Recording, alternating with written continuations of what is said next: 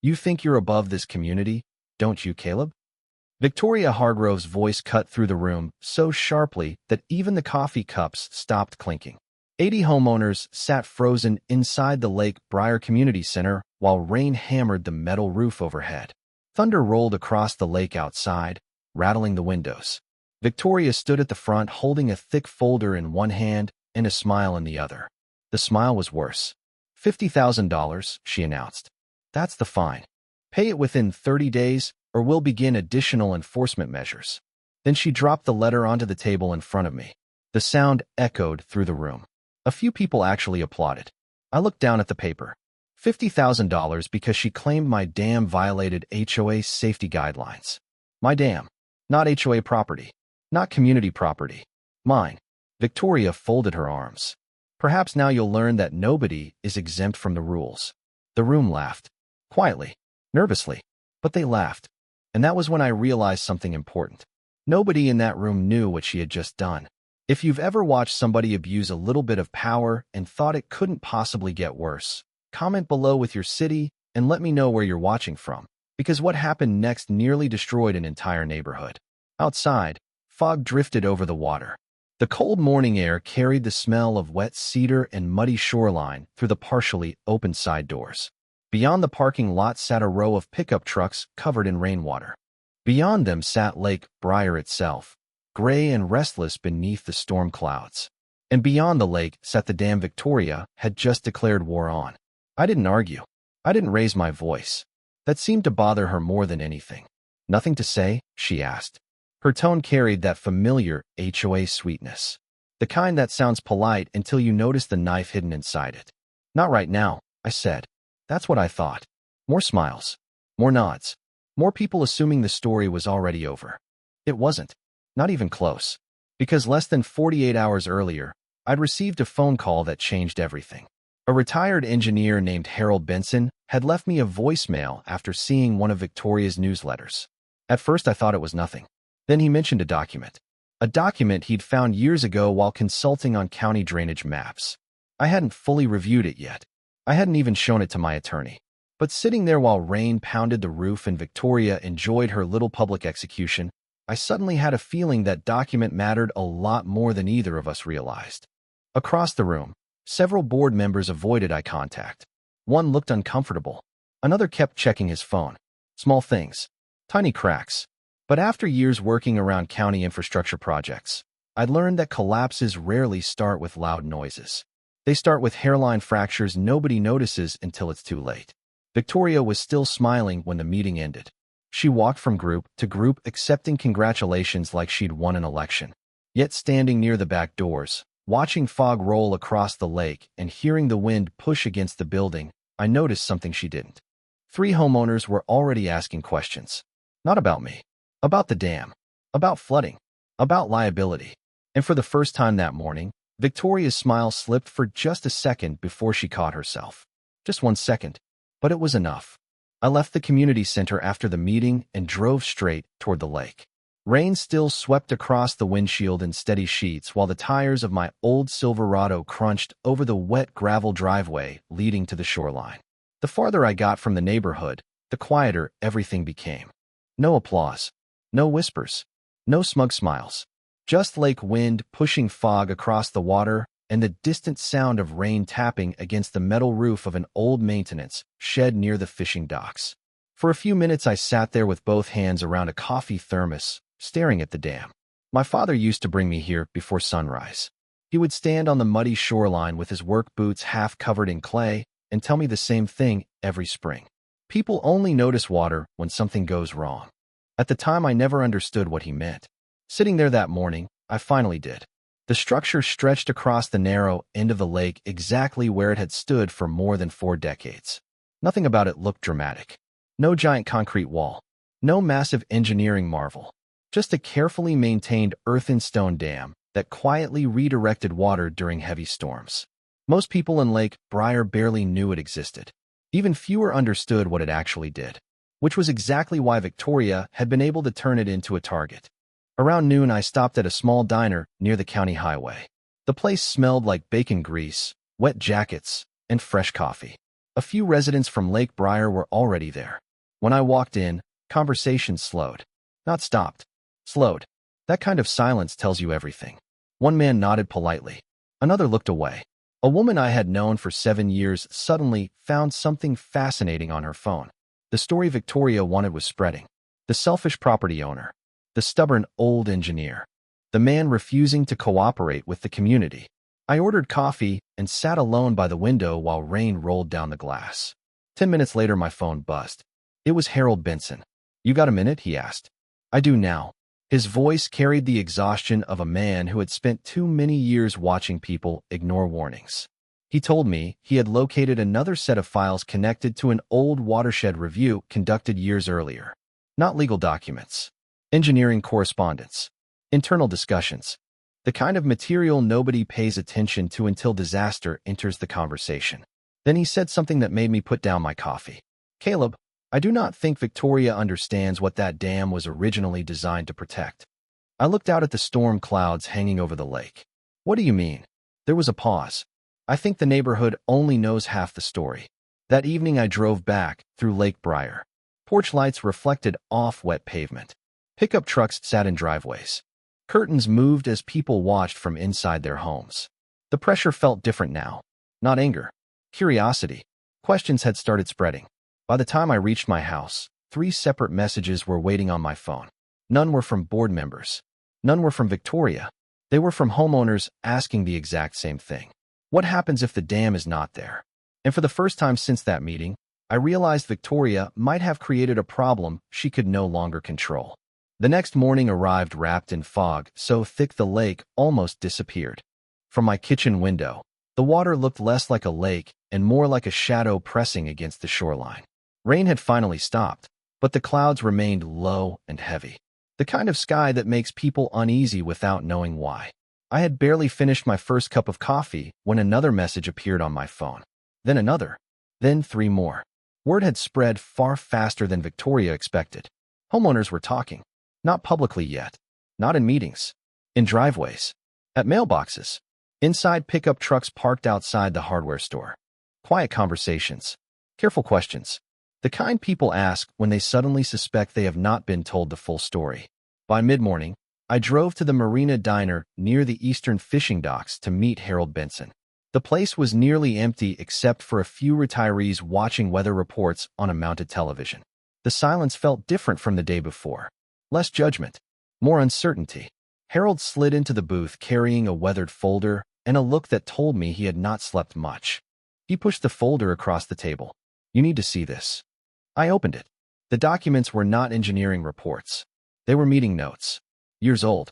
Handwritten summaries from discussions held before Lake Briar was even developed. Names I recognized. Developers. County planners. Environmental consultants. One sentence had been highlighted. I read it twice. Then a third time. The original neighborhood footprint had been rejected because seasonal runoff threatened several low-lying sections of the property. The solution had been simple. The dam. I leaned back slowly. So they built the neighborhood knowing this. Harold nodded. Not just knowing it. Depending on it. Outside, lake wind pushed across the parking lot. The American flag near the docks snapped sharply against its pole. Suddenly Victoria's campaign looked different. This was no longer a dispute over appearances or HOA authority. The dam was woven into the existence of the neighborhood itself. And somehow most residents had never been told. That afternoon another shift happened. One I did not expect. A woman named Patricia Lang knocked on my door. She lived 3 streets from the shoreline and had publicly supported Victoria during the meeting. Now she stood on my porch looking uncomfortable. "I think we owe you an apology," she said quietly. "Not we. Not the neighborhood." She meant herself. She explained that several homeowners had started comparing notes. Questions raised during prior board meetings had apparently disappeared from official summaries. Flood concerns had been dismissed. Maintenance discussions had been avoided. People were beginning to notice patterns. More importantly, they were beginning to talk to each other without Victoria in the room. That evening, the HOA social media page exploded. Not with accusations against me. With questions directed at the board. Victoria responded within an hour.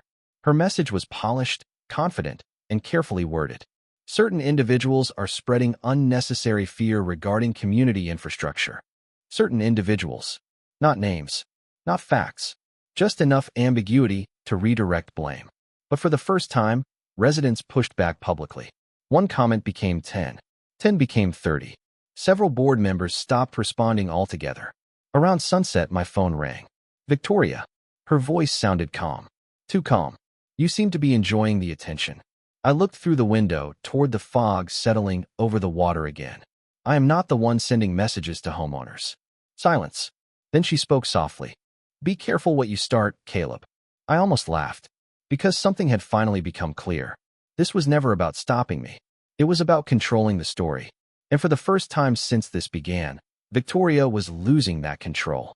For the next 3 days, the weather never fully cleared. Fog rolled across the lake every morning, and low clouds sat over the shoreline like a weight pressing down on the entire community. The atmosphere matched the mood around Lake Briar. People were still talking, but now they were choosing sides. Some residents stopped me at the gas station. Others approached me in grocery store parking lots. A few simply nodded from their pickup trucks as they passed. The anger I had felt after the HOA meeting was changing into something else. Focus. The situation was no longer about defending myself from a fine. It was about understanding why Victoria had pushed so hard despite the growing questions around her decisions. That answer arrived sooner than I expected. Late Thursday afternoon, I received a call from Richard Hale, one of the HOA board members. Until then, he had been one of Victoria's most reliable supporters. His voice sounded strained. Can we meet somewhere private? We agreed on a small coffee shop near the county courthouse. Rain tapped steadily against the windows while courthouse employees hurried through the parking lot carrying umbrellas. Richard looked exhausted when he arrived. He sat down, stared into his coffee for several seconds, then slid a folded sheet of paper across the table. I should not be giving you this, he said quietly. I unfolded it. It was not a legal document.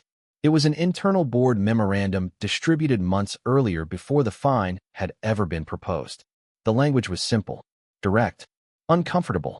An outside consultant had warned the board that the dam was located beyond HOA authority and that any enforcement attempt could expose the association to liability. I read the paragraph twice. Then I looked up at Richard. Victoria saw this? He nodded. Everyone on the board did. The silence that followed felt heavier than the rain outside. Suddenly, the entire situation shifted. This was not a misunderstanding. It was not a disagreement about property rights. Victoria had been warned in advance. She had ignored the warning and moved forward anyway. Richard rubbed his forehead. At first, she told us it was about compliance. Then she said it was about community standards. Lately, she has stopped explaining anything. For the first time, I saw genuine fear inside the board itself. Not fear of me. Fear of what would happen if homeowners learned how much information had been withheld. That evening, another crack appeared. A local realtor posted a public comment asking why flood control discussions had never been disclosed during recent community planning meetings. The post spread fast. Homeowners began sharing screenshots. Questions multiplied. Victoria responded with a long statement accusing critics of creating unnecessary panic. But something had changed in the tone of the replies. People were no longer accepting her explanations automatically. One homeowner wrote, "If everything is fine, why are questions being avoided?" Another asked whether the board had received engineering warnings. By sunset, the comment thread had become impossible to control. I stood outside near the fishing docks that night watching fog drift over the dark water while wind pushed small waves against the shoreline. My phone kept vibrating with new messages. Some were supportive, some were angry, but all of them pointed toward the same reality. The story was getting bigger than Victoria. Then shortly after 9 o'clock, Richard sent one final message. It contained only a single sentence. There is something else she never told the board. Reading those words, I felt a chill that had nothing to do with the cold lake air. The message kept me awake most of the night. There is something else she never told the board. I must have read those words 20 times while rain drifted across the lake outside my bedroom window. By dawn, fog covered the water again. The shoreline had vanished into a gray wall, and the cold morning air carried the smell of wet cedar and lake mud through the screen door. I felt exhausted, but underneath the exhaustion something else was growing. Not anger. Resolve. Too many pieces were starting to fit together. Around 8 o'clock, Richard called. His voice was barely above a whisper. I do not want this discussed over the phone. We met an hour later at a quiet park overlooking the northern shoreline. No courthouse this time. No diner. Just empty picnic tables, damp grass, and the sound of wind moving through pine trees. Richard looked over his shoulder twice before sitting down. Then he handed me a printed email chain. This started 6 months ago, he said. The first message came from a regional development firm. The second included Victoria. The third made my stomach tighten. The company was proposing a private waterfront expansion project near the eastern edge of Lake Briar. New boat slips, new lakefront amenities, increased property values. Everything sounded attractive until I reached one particular sentence. Existing water management restrictions may require modification or removal of current control structures. I read it again. Modification or removal. Not maintenance. Not preservation. Removal. Richard watched my reaction. That is why she became obsessed with the dam. Suddenly, the entire campaign snapped into focus. The newsletters. The public pressure. The fine. The misinformation. It had never been about safety. The dam stood in the way of a development opportunity. And if homeowners knew that, everything Victoria had said would collapse. The emotional shift hit harder than I expected. For weeks I had been defending my family's legacy. Now I realized somebody had quietly placed a price tag on it. Back in Lake Briar, rumors were spreading faster than ever. Residents gathered in driveways after work. Conversations stopped when board members appeared. One homeowner posted screenshots from old HOA newsletters showing how often flood control had been praised before Victoria took office. Another pointed out that references to the dam had gradually disappeared over the years. The comments kept multiplying. Even people who still supported Victoria were beginning to ask uncomfortable questions. By late afternoon, she finally responded. A special community meeting was announced for the following week. Her statement sounded polished and reassuring. Certain individuals continue to spread misleading narratives that threaten community harmony. Community harmony. I almost laughed. Then another message arrived from Richard. This one included a photograph taken during a private planning session. Victoria sat beside representatives from the development company. Smiling. Comfortable. Familiar. Not as an opponent. As a partner. Standing outside near the fishing docks that evening, watching fog drift across the dark water while thunder rolled somewhere beyond the hills, I realized the battle had changed again. This was no longer a fight over authority. It was becoming a fight over motive. And motives are far more dangerous than rules when they finally come into the light. The next morning, I stopped chasing answers and started building a case. That was the moment everything changed. Up until then, I had been reacting to Victoria's moves. Defending myself. Explaining myself. Trying to catch up to a narrative she controlled. Standing on the muddy shoreline before sunrise, watching fog drift over the water while lake wind pushed small waves against the rocks, I realized that approach was over. The dam was not just part of my family's history. It was an active piece of infrastructure. Infrastructure comes with records, responsibilities, liability. And liability makes people pay attention very quickly. By 8 o'clock, I was sitting across from my attorney, Rachel Monroe. Rain streaked down the windows of her office, overlooking the county square. Courthouse traffic moved slowly through the wet streets below. Rachel listened quietly while reviewing everything we had collected over the previous week. The consultant warning, the board memorandum, the development correspondence, the photographs. When she finally looked up, her expression had changed. Victoria has a problem, she said. No, the association has a problem. Those words landed differently. Until that moment, the conflict had felt personal. Now it was becoming institutional. Rachel explained that if the board knowingly ignored infrastructure warnings while pursuing enforcement actions beyond their authority, liability concerns could extend far beyond a disputed fine. Insurance carriers pay attention to exposure. Attorneys pay attention to exposure. Lenders pay attention to exposure. Suddenly, I could see the chain reaction. That afternoon, Rachel sent formal notices to the HOA's legal counsel, insurance provider, and management company requesting preservation of records related to enforcement actions involving the dam. Nothing dramatic. Nothing threatening. Just professional notices. Yet the reaction was immediate. By evening, 2 board members had contacted Richard separately asking whether they should retain personal counsel. Not because of me. Because they were worried about being left holding responsibility if the situation exploded. The pressure inside the board was growing faster than the pressure outside it. Meanwhile, Victoria tried to regain control. A community email appeared just before dinner. Her tone remained polished, confident, almost rehearsed. Recent misinformation campaigns continue to create unnecessary concern regarding community governance. Governance, not safety, not engineering, not facts. Governance. She was still trying to frame the conflict as authority versus resistance. The problem was that fewer people were buying it. Homeowners began forwarding her message to each other with questions attached. Why was flood protection never mentioned? Why were development discussions hidden? Why were board members suddenly seeking attorneys? The social atmosphere around Lake Briar shifted again. Residents who once avoided eye contact now stopped me in parking lots.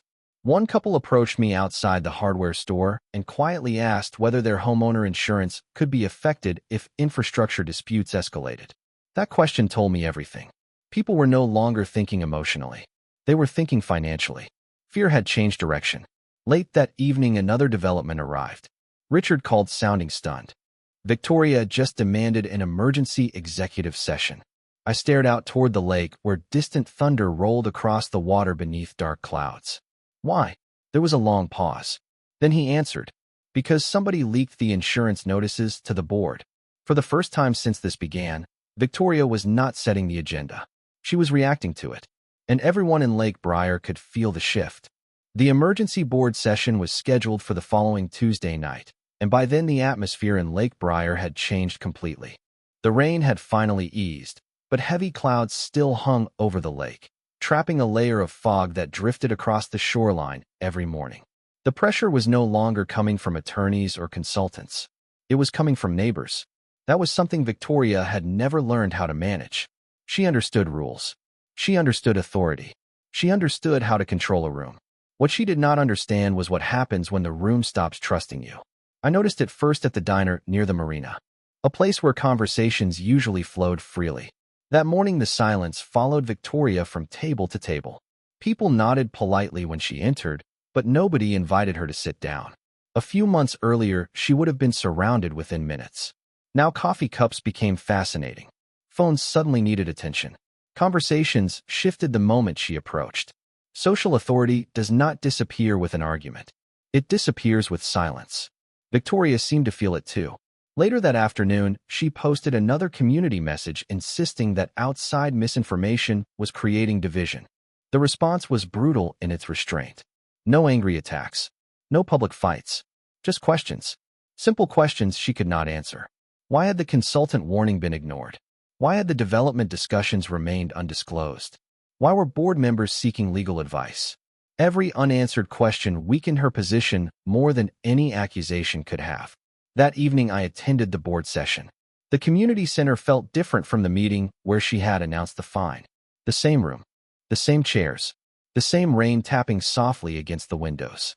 But none of the energy belonged to her anymore. Residents filled nearly every seat. Conversations stopped when Victoria stepped to the front.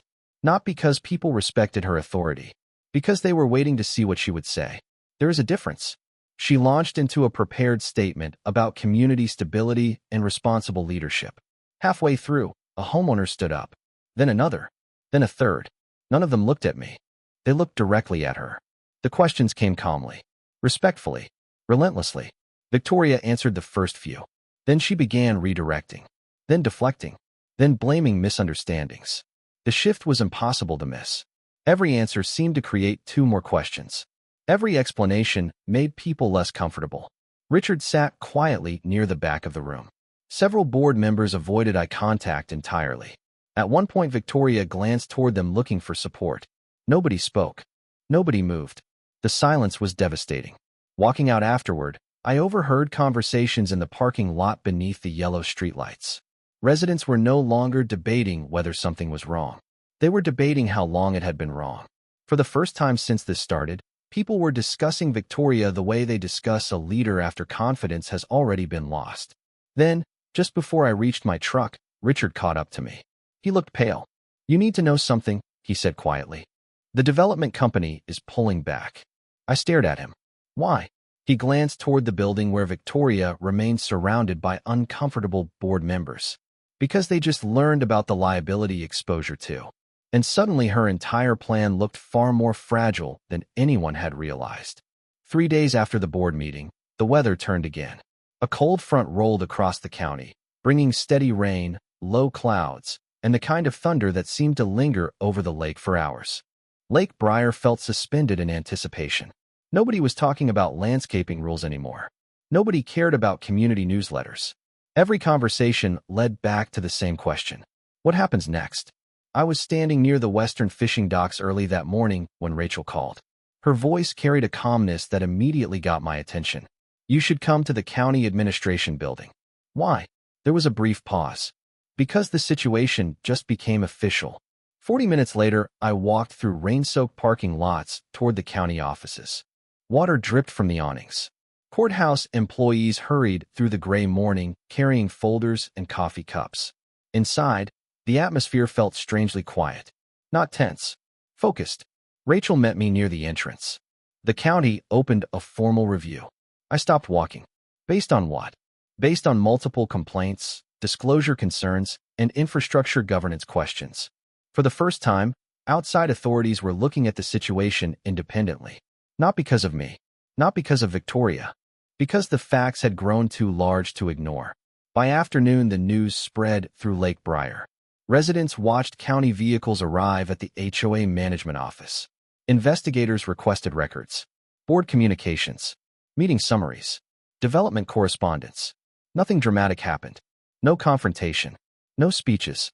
Yet the impact was immediate. The illusion of control disappeared.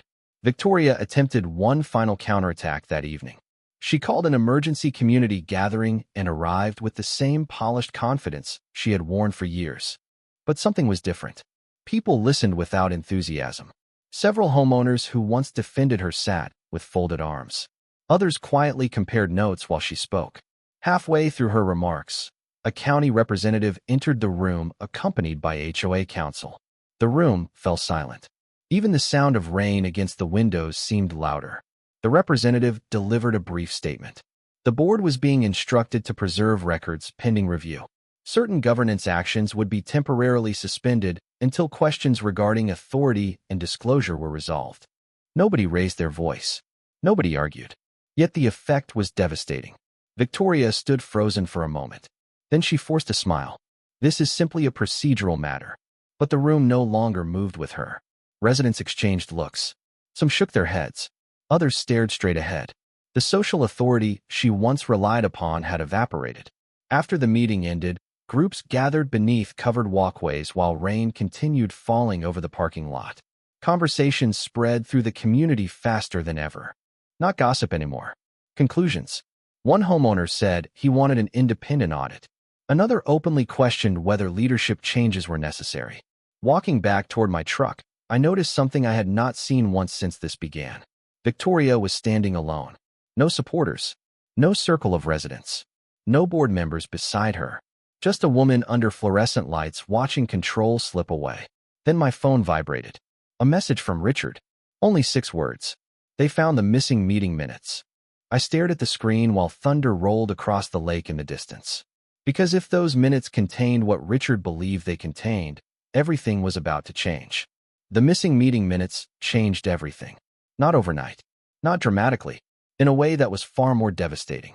The following week began with steady rain falling across Lake Briar while fog drifted low over the shoreline and settled around the fishing docks like a curtain finally lifting on a long-hidden truth. The county review continued. Attorneys became involved. Insurance representatives requested additional information. Board members who had spent months standing beside Victoria suddenly became very careful about where they stood. The missing minutes revealed what nobody had been able to prove before.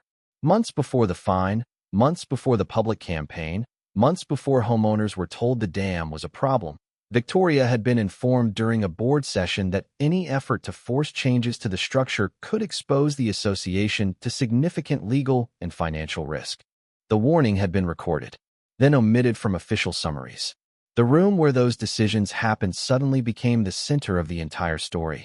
By the time the next community meeting arrived, the atmosphere felt completely different. Nobody applauded when Victoria entered. Nobody gathered around her.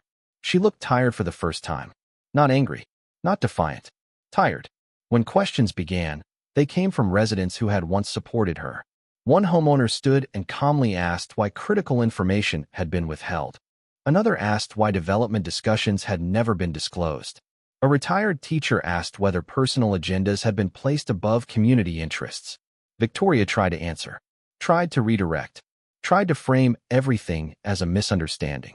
But the words no longer carried weight. Authority depends on trust. Once trust disappears, authority becomes noise. Within weeks, the board voted to remove the fine entirely. The association formally withdrew its claims. Additional governance reviews followed. Several board members resigned. The development proposal quietly disappeared. No groundbreaking ceremony. No waterfront expansion. No promises of increased value. Just silence. The kind of silence that follows a story everyone finally understands. For me, the most meaningful moment happened on a cold Saturday morning nearly 2 months later. The rain had finally stopped. Lake wind moved gently across the water. The shoreline looked peaceful again. I walked down to the dam carrying the same old coffee thermos my father used to bring during inspections. Nothing about the structure had changed, yet everything felt different. For the first time in months, nobody was questioning its existence. Nobody was trying to turn it into a target. A few residents waved from the fishing docks. Others stopped to thank me. One homeowner who had publicly criticized me during the first meeting shook my hand and apologized.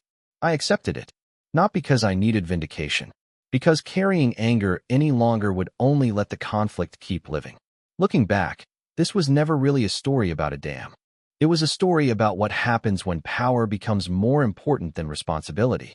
A story about how information can be manipulated, how communities can be divided, and how trust can disappear one decision at a time. The legal outcome mattered. The public accountability mattered. But what mattered most was something simpler. The truth eventually reached the people it affected. The social revenge came when the community stopped following fear. The legal revenge came when facts replaced narratives. The emotional healing came when my family's legacy no longer needed defending. The public humiliation came not from punishment, but from everyone seeing reality clearly. The lesson is simple. Never confuse authority with ownership. Never confuse confidence with honesty. And never assume that controlling the story means controlling the truth. As the morning fog lifted from the lake and sunlight finally touched the water again, Lake Briar looked quieter than it had in years. Yet standing there beside the shoreline, watching the water move through the structure my father once trusted me to protect, I noticed survey markers placed far beyond the eastern tree line where the abandoned development project had once been planned. Somebody new had recently been asking questions about the land. Sometimes one battle ends just in time for another to begin. If you enjoyed this story, rank the story from 10 to 0. I would love to know what you think.